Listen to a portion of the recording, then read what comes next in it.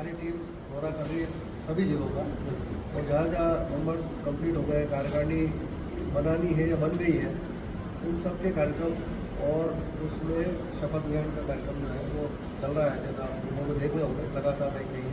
24 का उनका प्रस्तावित कार्यक्रम है कि भीलवाड़ा में कार्यकारिणी में शपथ दिलाने आएंगे। उनकी कार्यकारिणी उसकी तो घोषित हो गई, कुछ को वो लोग कर रहे हैं जैसा नियम है उनका। अपने यहाँ भी कार्यकारिणी का जो डिले हुआ है उसके पीछे छोटा सा कारण ये था कि आपको मालूम है कि हमने सदस्यों का विस्तार करने के लिए थोड़ा सा समय और दिया था, 10 तारीख तक कर दिया था। कुछ सदस्य अभी भी बन रहे हैं, तो बनने के लिए कोई बना ही नहीं है। जैसा कि आज मान लो 5 मेंबर और खड़े हो जाए कि मैं चाहता हूँ या किसी को बनाना चाहता हूँ, तो वहाँ तक बना ही नहीं है। लेकिन अनुमोदन के बाद में उनको सदस्यता दी जाएगी, जैसा नियम है, पहले से तय है।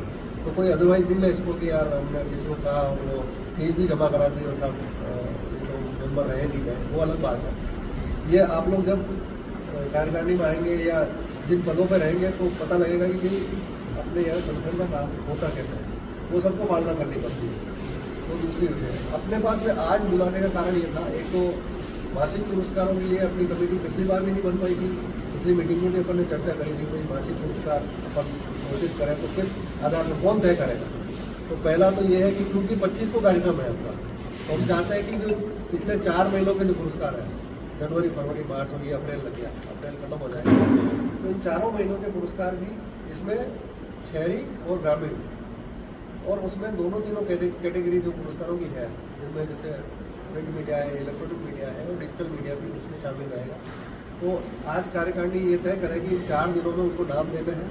पिछली बार भी आपको मालूम है कि भाई किसी का नाम अगर हुआ है तो चयन कमेटी जो बनी है वो तय कर लेगी। एक तो वो उसकी आज घोषणा कर देंगे, कार्यकारिणी की घोषणा कर रहे हैं कि भाई वो पुरस्कारों की समिति वो वही रहेगी पूरे साल भर तक। अब उसमें गठन बदल जो है वो समिति करती रहेगी।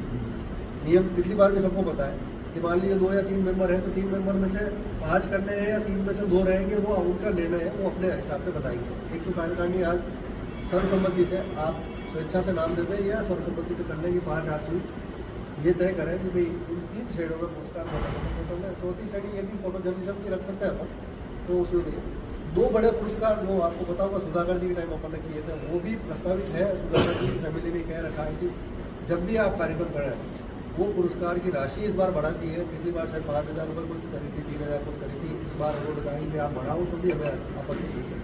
तो जब भी अपन कार्यक्रम करेंगे तो वो बढ़े।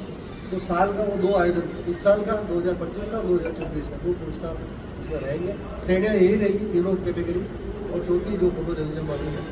पिछली बार श्रेणियों में आवेदन आए नहीं थे, आप सभी काम कर रहे हैं, हम सभी काम कर रहे हैं। तो मेरा अनुरोध सबसे ये रहेगा कि कम से कम उसमें पुरस्कार के लिए आवेदन जरूर करें। पुरस्कार मिले नहीं मिले अलग बात है, लेकिन एक एंट्री तो आप अपनी साल भर की निकाल ही सकते हो। यार मेरी ये एंट्री है जो उसको मैं पुरस्कार के लिए नामित करता हूँ, ये तो स्वैच्छिक बात होगी। दूसरा, अब अपने पास एक संकट ये है कि कार्यक्रम में 5 ही दिन बचे हैं विशेष, तो कार्यक्रम का स्वरूप क्या होगा और जगह क्या होगी, क्योंकि प्रदेश के मान लो 7, 8, 10 मेंबर आएंगे, अलग अलग कार्यकारिणी के हिसाब से होंगे, तो उनको ठहराना खाने की व्यवस्था तो हम अपने स्तर पर कर देंगे। लेकिन सब लोग मिलकर ये तय करें कि भाई उसका कार्यक्रम का स्वरूप क्या रखें, इनको बुलाया जा सकता है। कॉम्पैक्ट होगा क्योंकि शुक्रवार आ रहा है उस दिन और सबका वर्किंग डे है, किसी को ऑफिस चल रहा होगा, किसी की दुकान होगी, आपको सबको हमको रहना है उस टाइम पर। क्योंकि शाम को अपन करें तो शाम का काम तो बड़ा मुश्किल हो जाता है कि किसी को अखबार की नौकरी, सभी समझदार हैं। तो ये स्थिति बार बार नहीं है, इसको लेकर के भी आप लोगों की धारणा क्या है? फाइनल हो गया है, कुछ परिवर्तन की भी गुंजाइश है तो हो जाएगी। हालांकि अपन ने सबसे नाम मांगे थे, नामित किया है, और वो जयपुर इस बार यही कोशिश की है कि जयपुर से जो चुनाई कर देंगे। इसमें कोई ऐसा नहीं है कि कोई इसमें जैसे हम बता रहे हैं, मुझे तो बाद में बताया, राजेश जी ने बताया कि यार ऐसा है कि इसकी वापस ले ली, और फिर बाद में चर्चा ही नहीं की। मुझे तो राजेश जी ने बताया, उनको भी हमने कार्यकारिणी में शामिल किया था, क्योंकि उनका मैसेज आया था कि यार मुझे इसमें ये पद है, जैसे आपका भी मैसेज आया है ना, तो उसमें ये चीज़ें तो हमने कहा कि यार इस बार ये नई पहल शुरू की थी कि जो करना चाहें उनको शामिल करें, उनको भी शामिल किया। लेकिन बाद में जब राजेश जी ने बताया तो मुझे थोड़ा सा अच्छा नहीं लगा, तो मैं संगठन में रहा, मैं प्रदेश अध्यक्ष रह चुका, तो हर कोई आदमी वही कहते हैं यार ऐसे आदमी को आप क्यों रखते हो। तो ये चीज़ बड़ा मतलब कभी था ये। अपना नाम दे रहा है तो हम उसको कार्यकारिणी में शामिल करें, कहीं काम हो संगठन का। ऐसा नहीं कि साइलेंट संगठन चले और हमारी कोई एक्टिविटी नजर नहीं है और फिर बाद में इस तरह से कुछ। फिर उसमें ये भी रखा कि जैसे कोई आदमी ने अपना नाम दिया, हमने जोड़ा।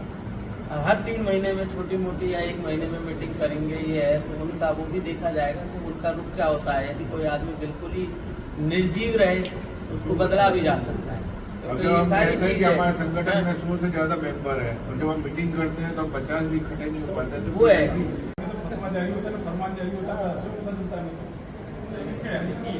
हाथ वाला बढ़िया है, हाथ वाला बढ़िया। मेरा एक सुझाव ये है कि क्योंकि अपन ने महिलाओं को शामिल किया तो महिला पुरस्कारों के लिए भी मैं सुनीता जी को आदेश कर रहा हूँ कि ये साथ रहे, ये ध्यान रखें कि अपने जो कार्यकारिणी के मेंबर हैं उनमें से भी महिलाओं के लिए आराम एक महिला को नाम सुनीता भाई का नाम लिखूंगा, ये भी चयन समिति में रहे, उसका चयन समिति में नजर पर ही है, कभी भी समीक्षा कर रही है, खबरें लिख रही है, तो ध्यान रहेगा। एक जिम्मेदारी बढ़ा रहे हैं हम, तो आई गई तो अतिरिक्त और दे रहे हैं, जो भी आपने कहा कि आप ही बोल दो।